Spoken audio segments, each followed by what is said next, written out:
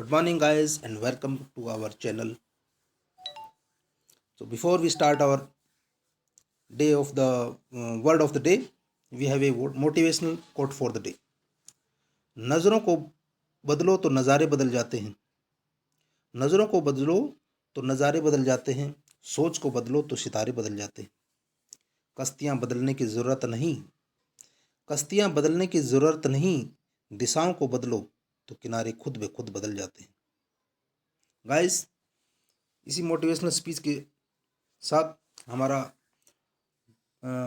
Word of the day है अरेन. ARRAIGN. अरेन एक part of speech के रूप में एक वर्ब है जिसका मतलब है to bring somebody to court. To bring somebody to court in order to formally accuse them of a crime. यानी मुकदमे के लिए अदालत में लाना उसको.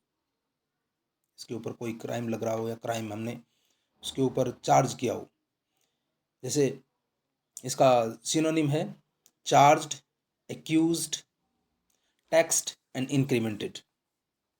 एंटोनिम्स हो गया free, discharge, exonerate, exculpate. Free, discharge, exonerate and exculpate. और सेंटेंस में हम जैसे यूज करते हैं तो he was arraigned for murder, he was charged for murder.